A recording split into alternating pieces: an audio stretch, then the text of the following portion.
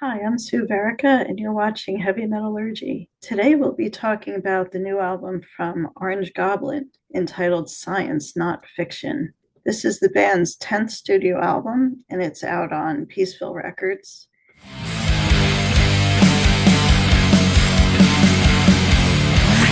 the skies, reclaim your life. The ties that bind will set you free. So, of course, Orange Goblin is a part of the stoner rock or stoner metal scene. If you're familiar with that genre, you know that it generally has a lot of bass and a distinctive groove to it. Usually clean vocals, but sung in a generally lower octave. And a lot of these bands from that scene, which came forward in the late 90s, started to sound a little bit similar.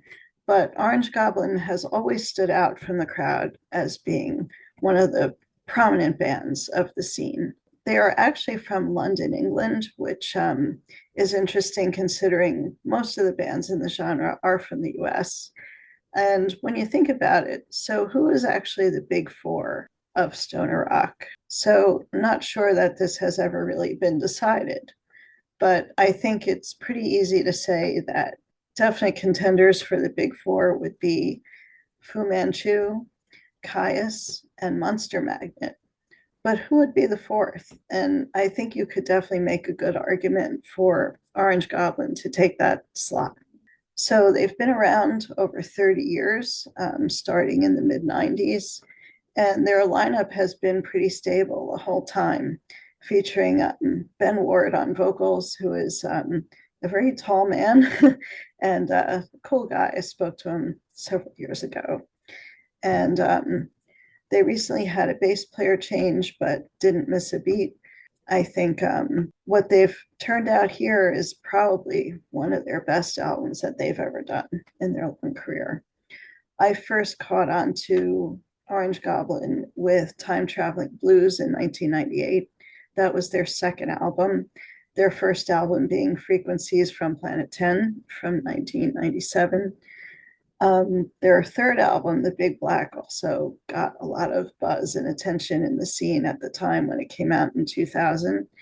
And that was followed up by Coup de Grace in 2002. And I was still very much into the band and into that scene. I have to admit, I kind of lost track after that, but it's really great to see that Orange Goblin is back in such a fine form with this album.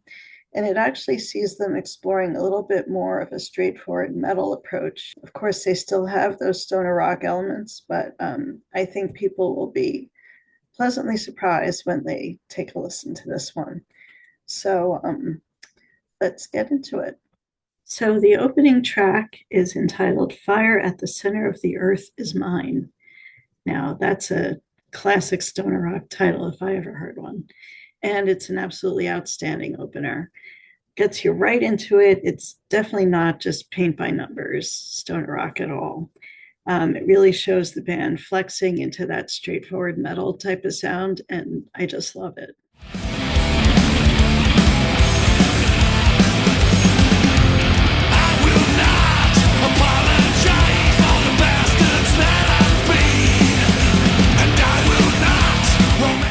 That's quickly followed up with Not Rocket Science, nice tempo change, very catchy tune.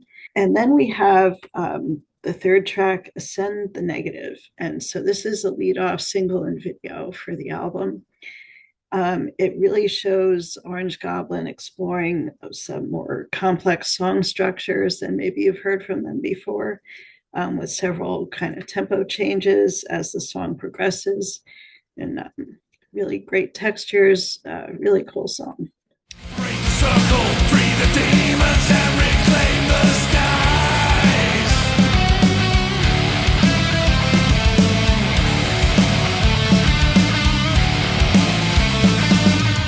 And then comes track number 4, False Hope Diet, which is actually my favorite track on the album. Slows things down a little bit. Just you have really powerful lyrics, which are all about the mass psychosis that took place during COVID and how the masses were manipulated by the government and the media. and the whole big pharma and the whole corporate complex. So it's a song that really makes you think, I would say. And in the meantime, it's really heavy and an overall very powerful tune. Feed the world a diet of broken hope and pills. The rich inflate their egos while the poor just foot the bills. There's witchcraft in the mainstream. That's followed by the next big standout track on the album, which is called Cemetery Rats. Now, this is like an all-out new wave of British heavy metal type of sound on this song. So it starts out with kind of a classic horror movie type of bells and tinkly keyboards, really atmospheric, and then followed by some epic wah wah, which of course this band is well known for. And then it slips into a straightforward new wave of British heavy metal galloping riff, which it's just so amazing. Even the lyrics are sound like something out of Dio or whatever. So you're gonna like that one. I can promise you that. The sound of Goblin, we are a nightmare coming flesh. We are the legions of undead. We feed the horrors that you dread. We breed the monsters in your head. Bloodlust of vampire bats. We are the cemetery rats.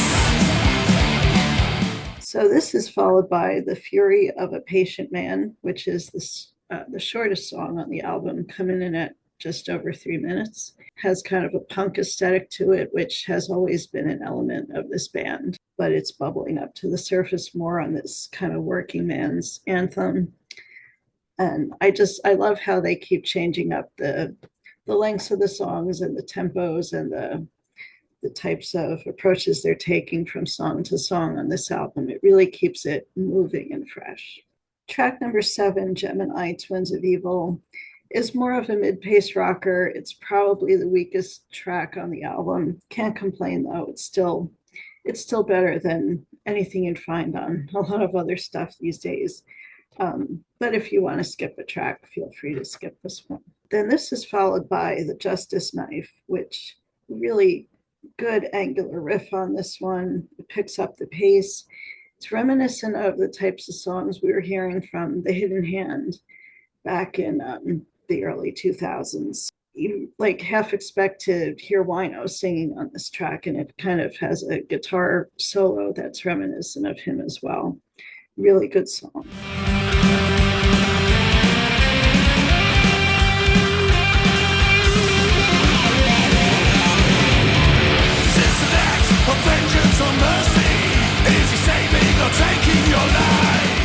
Then track 9 is the last song proper on the album. It is something that explores a bit of spaciness, like my background. Has phrases like cosmic frequencies in it, and kind of a trippy but really solid track with some cool vocal effects and a bit of echo on the guitar. So it really does sound like it's coming from space. We have some quiet, pensive parts, and then just back into the heavy groove of the song. So really enjoy that one. And it's a great closer if you have the standard version of the album. There is a 10th track, though, a bonus track if you have the deluxe CD or LP, and it is called Eyes of the Minotaur. What a great song. It just, it's so heavy and cool, and a great closer to the album if you have the deluxe version. So there you go. I really, really like this album a lot. It's definitely going to be in heavy rotation around here. I would love to hear these songs live as well. So I hope we see Orange Goblin on the road soon. Will definitely be somewhere in my top 10 of 2024. I definitely give it a 9 or a 9 plus. So I hope you will check it out, especially if you haven't heard Orange Goblin in a while.